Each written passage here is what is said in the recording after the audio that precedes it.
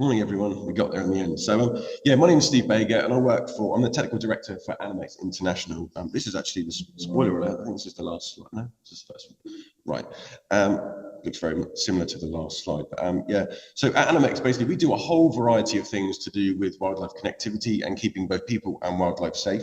And it's my pleasure today to talk to you a little bit about wildlife detection and driver warning systems. I'm also joined by my colleague and co-author, Gert Hamberg, who is an expert in wildlife detection systems from the Netherlands. Many of you may know what wildlife detection systems are already, but there was actually a really good session on Tuesday afternoon.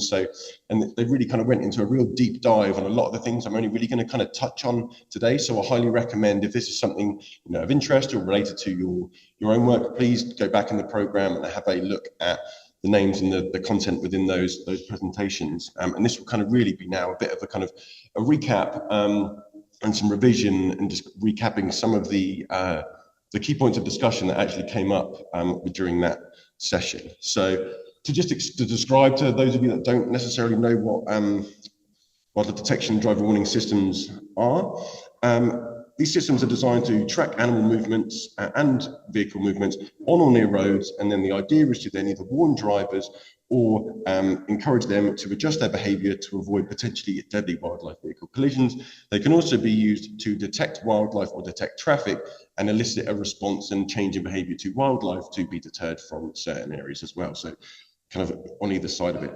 How do they do this? Well, they do this using a combination of signs and sensors. So you have different sensors that are placed along the roadside or railway, if it's on a rail, within adjacent habitat, and then these sensors pick up animal or traffic movement. This then raises an alarm or a signal, and that alarm is then typically translated into a warning sign to drivers, often through illuminated signs indicating that there are animals in the area or suggesting a reduced speed limit. Now, in a perfect world, this alarm causes the drivers to adjust their behaviour and everybody gets home safely.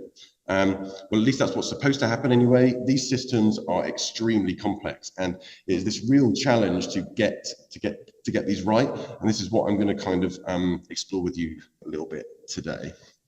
So I can't stress this enough. Now, I've been lucky enough to work alongside Gert and his team with the technologies that they've developed and deployed in the Netherlands, and looking to kind of bring those to other areas of the world. What working with Gert has kind of taught me is that there is no one size fits all. And the question that we always get from potential clients and collaborators in an email or a phone call is, can I have a detection system, please? And not really understanding the amount of work and complexities that are needed in order to design, implement, maintain, and manage an effective system. So it's really important to understand these points. And I've kind of split these down into kind of just three key elements that might influence, your detection system, and that being money, enforcement, liabilities, and information sharing. So to touch on this, again, is an obvious one relating to everything, but detection systems cost money, and without it being realistic and sensible with your budget, you basically need to be really mindful of that. Commonly, people turn to these systems because they seem to be a cheaper alternative than wildlife bridges or crossing structures, or a substitute for that, which should kind of be avoided. And although that is generally the case, you could obviously spend as much money on a detection system as you could want to. And obviously it's about scale. So if you have a big budget, the more likely you're going to be able to afford better technology and therefore have a better system. If you have a smaller budget, then obviously your system might not be as good as you would have thought or may hoped it was going to be. Then when it comes to enforcement and liability, so if as a road owner or an agency, you're considering implementing a system purely just to demonstrate that you've done everything you can to alert drivers, and therefore the risk and liability is no longer sitting with you, then great, you've ticked a box. But this isn't solving the problem of the connectivity and actually ensuring that the system is working as it should to elicit the response from the drivers or the wildlife as originally intended.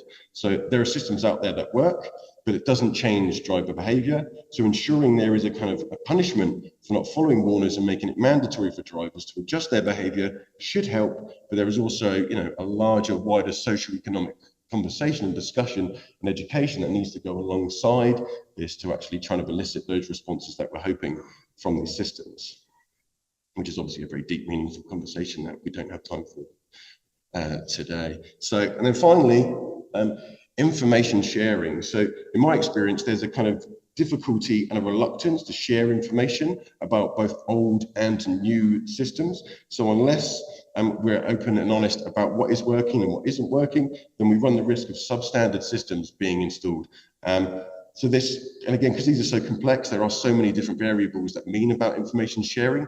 A system could not be working purely just because one little box froze, and that therefore a communication, and there's a kind of electronical problem that needs to be solved there, or it could be down to again, speed restrictions or the lack of enforcement. Now, there are so many complexities in this, but at the end of the day, if we're not sharing this information, people considering or designing new systems can't improve on what's there. And what my biggest fears are with these types of things is, as traffic management systems and specifically traffic management companies and DOTs become more aware of this, is that radar companies, general traffic management systems and companies get approached to supply and design these systems, but without the real knowledge, passion, and details about those nuances that need to be considered for wildlife and eliciting response that we want. We've already seen this within the work of some of the conversations that we've had. So we really just want to make sure that that doesn't happen. And then, as promised, this is kind of plug from the framework that actually was developed and presented on Tuesday by Talia Townsend and Rodney Vandery, and this is basically a traffic light system that they've developed to ensure that any system that is being considered or designed or ready for deployment doesn't get to the deployment stage without it being considered that it is correct. So please take note of their emails. Please scan the QR code and look at that. And that's me. So if you have any questions, we have time for questions. Gert and I are here.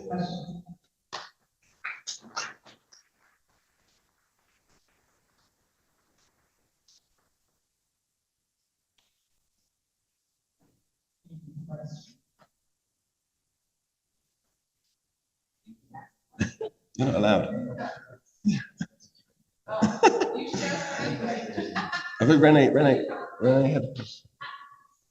I know one of the things I've heard is that oftentimes, like at first blush, it seems like manhole detection system is less expensive, but because they only last like maybe 10 years rather than 75,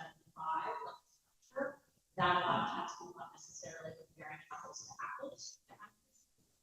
It's the cost and comparison it is comparing kind of like apples and oranges. It's so different. What we're seeing now is like technology progresses, as we all know, so quickly. So even projects that Gert and I have been working on, even in the past few months, the original kind of sensors that we may have proposed have changed. And I think the situation within North America is that there's a lot of research, there's a lot of old systems that obviously had worked how they did, might not be as best as originally intended. So there's a bit of a reluctance to try some stuff new, but we are seeing there are DOTs and transport agencies who recognize there's that knowledge or kind of a time gap and the technology has progressed. So let's look to see how we can, where are we at now, and then plan forward. But yeah, hopefully that answers that.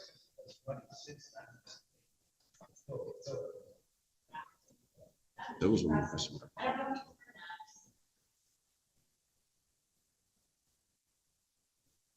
We have time. Not from.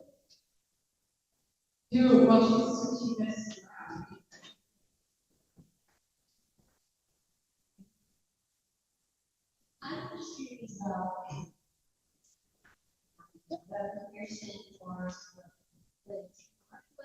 or like level of effort to maintain these types of mitigations versus across mitigation for long term. Thinking of communities that maybe they don't have a team expert to help maintain that.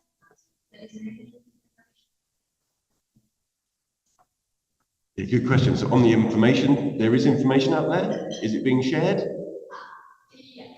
So but on that thing, what I would recommend, if that is a thing you're interested in considering, is finding somebody who has a detection system and just understanding what was their maintenance. What was their cost? Have they been maintaining it? And then, yeah. Thank you, everyone.